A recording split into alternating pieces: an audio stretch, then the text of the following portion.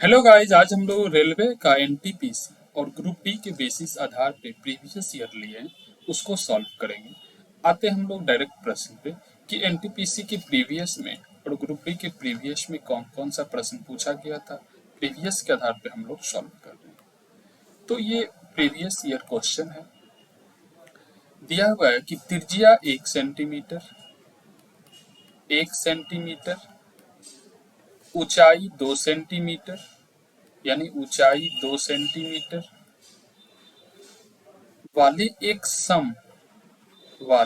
सम गोलाकार वेलन का आयतन ज्ञात कीजिए। यानी घन सेंटीमीटर में, आयतन हमेशा घन सेंटीमीटर में होता है। तो हम देखते हैं, यदि बेलन ले तो बेलन इस तरह का होता है। वेलन, यहाँ से हम लोग वेलन का फिगर ले लिए। तो देखिए, यहाँ से एक बिंदु बीच में बनेगा और यहाँ से यहाँ तक की दूरी को हम लोग आर कहते हैं और यहाँ से यहाँ तक की दूरी को एच कहते हैं। ठीक। तो अब देखिए, बेलन का आयतन होता है, वेलन का आयतन, वेलन का आयतन होता है, वेलन का आयतन यानी वॉल्यूम इक्वल टू होता है पाई आर स्क्वायर एच। ये पाई का वैल्यू होता है, पाई इक्वल टू होता है 22/7 या 3.14। कुछ भी इसमें से पाई का वैल्यू ले सकते हैं। तो पाई का वैल्यू लेते हैं 22/7 गुना R square, R equal to 1 है तो 1 का स्क्वायर इंटू एच है, एच इक्वल टू 2 सेंटीमीटर तो एच इक्वल टू 2। तो अब हम लोग इसको गुना करेंगे तो 22 गुना 2/7 होगा, तो 44/7 सेंटीमीटर क्यूब इसका आंसर हो जाएगा। नेक्स्ट प्रश्न पे आते हैं।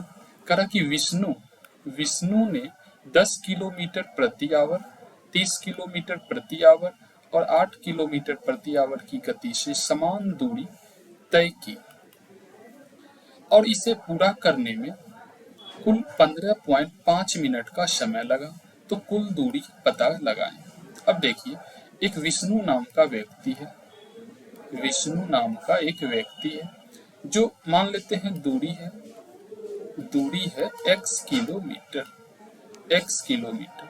अब x किलोमीटर को ये 10 किलोमीटर के हिसाब से भी चला, 30 किलोमीटर के और 8 किलोमीटर के हिसाब से भी, तो इसे इतना समय लगा। अब डिस्टेंस हम लोग लेते हैं x किलोमीटर और डिस्टेंस को हम यदि टाइम से भाग कर दें, डिस्टेंस को हम लोग स्पीड से डिवाइड कर दें तो ये टाइम के बराबर हो जाता है। यानी चाल बराबर होता है दूरी बटा समय, दूरी बटा समय। तो समय निकालने के लिए हम लोग करते हैं दूरी बटा चाल, इस तरह से। तो इसी फॉर्मूले पर आधारित हम लोग कर, जैसे x बटा 10 किलोमीटर पर आवर प्लस फिर उसी दूरी को 30 किलोमीटर पर आवर की गति से और फिर उसी दूरी को 8 किलोमीटर पर आवर की गति से जब चलता है तो 15.5 मिनट का समय लगता है। तो देखिए, यदि इस सभी का एलसीएम ले हम 10, 30 और 8 का, 10, 30 और 8 का एलसीएम ले तो ये 120 आएगा। तो इसका एलसीएम यदि हम ले लें तो 120 एलसीएम आ गया। अब देखिए, 10 से 120 में लगाए तो 12x प्लस 30 से 4 बार में तो 4x प्लस 8 से 15 बार में तो यहाँ 15x इक्वल टू क्या है 15.5। अब देखिए, इसको यदि घंटा में हम बदले तो 60 से भागा करना पड़ेगा, दशमलव हटा देंगे तो एक शून्य नीचे। अब देखिए, यहाँ से टोटल यदि जोड़ेंगे 12x, 4x और 15x तो ये 12, 4, 16, 15, 31x हो जाएगा और 31x बटा 120 और इतना इक्वल टू 155/600। अब देखिए, इससे ये 5 बार में कट जाएगा, 5 बार में, और ये 120 से ये 12 पंचे 60, ये भी 5 बार में, यानी ये 5 भी कैंसिल। तो x बराबर 1 किलोमीटर आपका आंसर आया। लेकिन कहा क्या रहा, कुल दूरी तो 3 बार यानी x किलोमीटर, फिर x, यानी इस तरह से 3 बार किया तो 3x हो गया, और 3 इंटू 1 इक्वल टू हो गया 3 किलोमीटर। कुल दूरी ये हो गया आपको, कुल दूरी जो है, कुल दूरी वो 3 किलोमीटर चला। आते हैं नेक्स्ट प्रश्न पे। कहा कि एहसान कमल के मुकाबले दोगुना कार्य कुशल है और मिलकर के वे एक कार्य को 29 दिन में करते हैं। कमल अकेले कार्य को करके कितने दिनों में कार्य समेत समाप्त कर देगा? समाप्त कर देगा, कार्य को कितने दिन में समाप्त कर देगा? तो देखिए, कह रहा है कि एहसान और कमल दो व्यक्ति है, और कमल की अपेक्षा इसकी जो क्षमता है ना, दोगुनी है, यानी ये आपको क्षमता हो गया। क्षमता को हम लोग एफिशिएंसी कहते हैं, और जस्ट इसका उल्टा होता है टाइम, यानी समय। समय जो है इसका उल्टा होता है, यानी 1:2 होगा। अब देखिए, ये दोनों मिल करके 29 दिन में करता है, जबकि इसके हिसाब से करे तो 1 गुना 2 बट्टा 1 प्लस 2 दिन में करता है। तो हमें कमल का निकालना है, तो कमल से हम गुना कर देते। कमल कितना दिन में करता है? 2 दिन में, तो 2 से गुना कर दिए, तो ये कमल का निकल गया। अब देखिए, के बराबर हो जाएगा आपको 29/2 1 3 और गुना 2 है। के इक्वल टू आपको 29/1 और गुना 2/3 है, तो 3/2 करना पड़ेगा, और ये 2 है तो 2 से 2 कैंसिल हो जाएगा। के इक्वल टू बचेगा 29 इंटू 3, तो ये हो जाएगा आपको 9 27, यानी 87 दिन में ये कर देगा समाप्त। कौन? तो के, यानी के किसका नाम है? कमल का। कमल आपको 87 दिन में काम समाप्त कर देगा। आते हैं अब नेक्स्ट प्रश्न पे। नेक्स्ट प्रश्न कह रहा है कि, नेक्स्ट प्रश्न में है कि एक समबाहुभुज का प्रत्येक बाह्य कोण का माप 9 डिग्री है। 9 डिग्री है। बहुभुज के कितनी भुजाएं हैं? तो देखिए, बाह्य कोण बराबर होता है 360 डिग्री बाई एन। तो यहां से देखिए, एन पूछ रहा है, यानी बाह्य कोण हमें दिया हुआ है 9 degree equal to 360 degree by N. तो एन इक्वल टू हो जाएगा 360 बाई 9, तो यहाँ से हो जाएगा 9 से 4 बार, यानी 1 शून्य भी, तो एन इक्वल टू 40, यानी इसमें भुजाएं की संख्या 40 आपको हो जाएगी। नेक्स्ट प्रश्न पे बढ़ते हैं। कह कि निम्नलिखित में से इतना किसके बराबर? देखिए, ये रैकरिंग यानी 0.56 ऊपर में रैकरिंग। जब रैकरिंग रहे दशमलव के बाद, तो उस सभी के लिए डिजिट के लिए 9 आता है, यानी इसके लिए 9 आ जाएगा, तो 56/9 आपको आंसर हो जाएगा। यानी ये रैकरिंग के बदले यहाँ पे हम लोग 9 लिखते, जितना डिजिट रहे उतना 9 हो जाएगा। नेक्स्ट प्रश्न पे आते हैं। कह रहे कि दी गई संख्याओं का सही आरोही क्रम, यानी असेंडिंग ऑर्डर, बढ़ते क्रम। असेंडिंग मतलब होता है बढ़ते क्रम, पहले 0 1 फिर 2 फिर 3 फिर 4 इस तरह से, और डिसेंडिंग होगा घटते क्रम। तो असेंडिंग को हम लोग यदि देखें तो यहाँ इससे यदि पहला ऑप्शन देखें, 1 में यदि 3 से भागा लगाए हम, तो ये 0.33 होगा। फिर 4 में 15 से लगाए तो 15 दूनी 30, फिर 1 बचा 0, 15 6 के 90, इस तरह से, फिर 3 दशमलव। तो ये तो असेंडिंग में नहीं जा रहा, यानी बढ़ते क्रम में नहीं जा रहा, आरोही क्रम में नहीं जा रहा। फिर इसको चेक करते हैं, तो ये हो जाएगा फिर 333, ये हो जाएगा आपको 333 दशमलव के बाद, फिर ये 33 है, और ये हो जाएगा आपको 2.26, तो ये भी नहीं हुआ, ये भी नहीं हुआ। इसको देखते हैं, इसका वैल्यू हो जाएगा 0.2626, फिर ये 33, और ये हो जाएगा 0.333, तो ये आपको आंसर हो जाएगा। यानी असेंडिंग क्रम में ये आपका आंसर हो जाएगा। क्या हो जाएगा? तो 0.26, फिर होगा 0.33, फिर आपको 1 0.333 इस तरह से ये इसका वैल्यू आ रहा है। और ये असेंडिंग ऑर्डर में आपको आ रहा, यानी आरोही क्रम या बढ़ते क्रम कह सकते हैं। नेक्स्ट प्रश्न देखें, करा कि दीक्षा जो है 5% साधारण ब्याज की दर पर 4 वर्ष के लिए ऋण चुकाने के लिए वह कितनी राशि का भुगतान करेगी? 500 रुपए पे। तो मूलधन मेरा है 500, प्रिंसिपल 500, रेट है मेरा 5% और टाइम है 4 वर्ष। तो कह रहा है कि भुगतान कितने समय में कितना रुपया करेगा ये।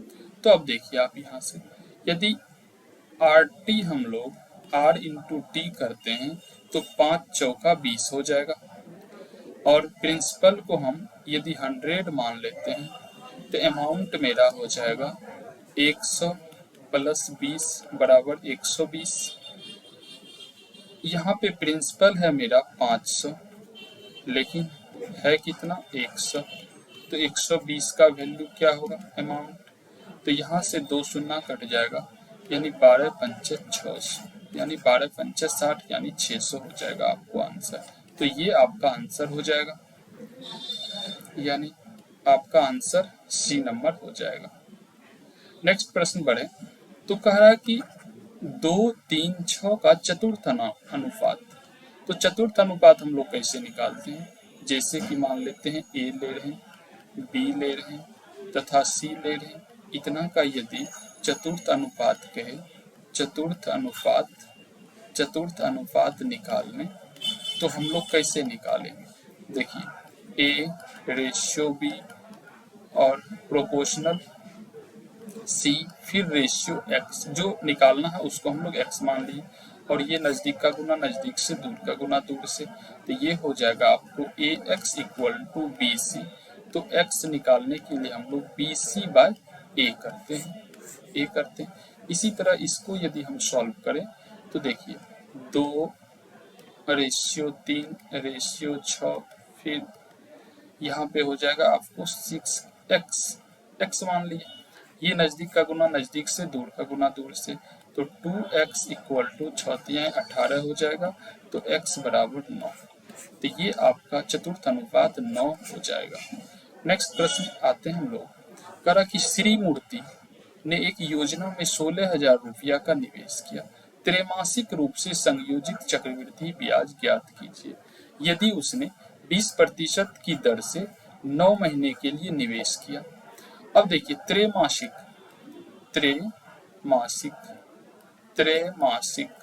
क्या होता है? यानी त्रैमासिक यानी एक वर्ष में 12 महीने होता है, और त्रैमासिक यानी 3 टर्म में बांटना है। तो 4 महीने, फिर 4 महीने, फिर 4 महीने, यानी 3 महीने में इसे बांटना है। तो 4 बार बांटना पड़ेगा हमें। 3 मंथ में यदि बांटना है तो 4 बार।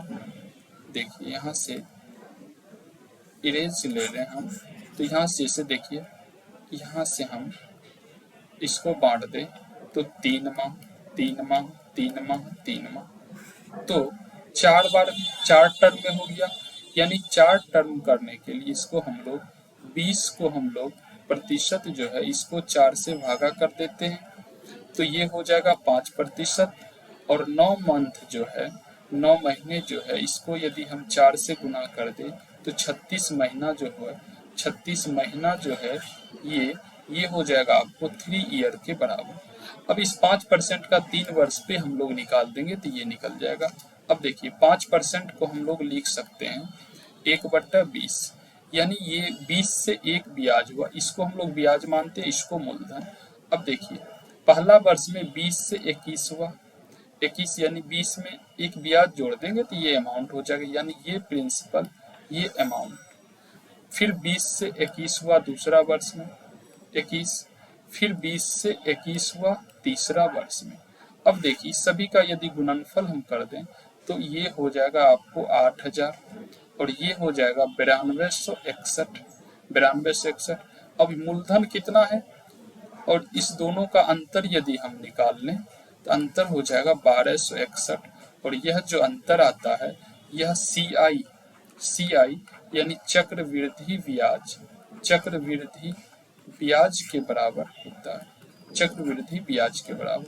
अब देखिए प्रिंसिपल है 16,000, जबकि ये प्रिंसिपल है 8,000, यानी इससे 2 गुना है, तो इसका 2 गुना क्या हो जाएगा, इसका 2 गुना हो जाएगा 2, 6 दूनी 12, 12 दूनी 24, 1 25, यानी 2522 रुपया आपको ये आंसर हो जाएगा ब्याज के रूप में धन। नेक्स्ट प्रश्न पे आते हैं। कह रहा कि एक लेख के विक्रय मूल्य पर 4% और 6% के लाभ के बीच का नगद अंतर 3 रुपया है, तो विक्रय मूल्य का अनुपात क्या है। देखिए विक्रय मूल्य का अनुपात ही मांग रहा है, यानी इस अंतर से कोई मतलब नहीं है। यानी मान लेते हैं मेरा 4% की वृद्धि हुआ, कोई वस्तु जो है, कोई वस्तु का हम प्राइस यदि मान ले 100 रुपया, 100 रुपया, यदि 4% की वृद्धि हुआ तो 104 होगा, और दूसरा कह रहा कि 6% की वृद्धि हुआ तो 106 होगा। अब इसका यदि हम फ्रैक्शन कर दें तो 2 से 5, 2 दूनी 4, फिर 2 से 2 पंचे 10, 2 तिहाई 6, यानी 52:53 यानी 53 हो जाएगा। 52:53, ये आपका C नंबर ऑप्शन हो जाएगा। नेक्स्ट प्रश्न पे आते हैं।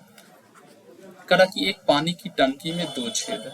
मान लेते ये पानी का आपको टैंक है, ये पानी का टैंक है, ये आपको ये पानी का टैंक है, ठीक। अब ये पानी का टैंक जो है, इसमें मान लेते हम यहाँ भी छेद है और इधर भी एक छेद है, यानी 2 छेद है। पहला छेद जो है ना 9 मिनट में खाली करता है और दूसरा छेद 6 मिनट में खाली करता है। तो देखिए कहा कि यदि दोनों छेद एक साथ करे खाली तो कितने समय में छेद खाली कर देगा पूरे टैंक को, ठीक। तो देखते हैं, यदि पहला टैंक 9 मिनट में और दूसरा टैंक 6 मिनट में खाली करता है, यदि खाली का मतलब हुआ माइनस, इसको हम लोग माइनस साइन कर देंगे। अब देखिए इस दोनों को यदि एक साथ हम काम कराएं तो 9 गुना 6/9 प्लस 6, यानी खाली कितना समय में कर देगा, यानी 9 6 के 54 और 9 6 15। तो देखिए 3 से 3 बचे 15, 3 से 18 12, यानी 18/5 होगा, और 5 से इसमें भाग लगा दे तो 3.3/5, यानी इतना मिनट में ये काम फिनिश कर देगा, यानी टैंक को खाली कर देगा। नेक्स्ट प्रश्न पे बढ़ते हैं। कहा कि किरण ने एक वर्ष को 15% की हानि पर 18,700 रुपये में बेचा। देखिए 18,700 में बेचता है और ये कितना है 15% हानि पे, तो 15% हानि का मतलब 85, यानी कोई वस्तु अपने आप में 100 रुपया होता है और ये 15% की हानि हुआ तो 85। अब कह रहा है कि यदि 15% का लाभ प्राप्त करने के लिए बस को किस कीमत पर बेचा जाएगा, तो 15% का लाभ हो जाएगा 115। तो आप देखिए यहाँ से 18,700 रुपया था और नीचे 85 और यहाँ 115। देखिए 17 से यदि इसको हम काट दे तो 5 बार में, और 17 से इसको काट दे तो 17 का 17 1, फिर 17 का 17 2 शून्य रहेगा, फिर 5 से यदि इसको हम काट दें 5 से तो ये हो जाएगा 5 दूनी 10, 5 तिहाई 15 23, यानी आपको 1100 गुना 23 करना पड़ेगा, तो ये हो जाएगा आपको 11 तिहाई 33, 11 दूनी 22, 3 25, यानी 25,300 रुपया।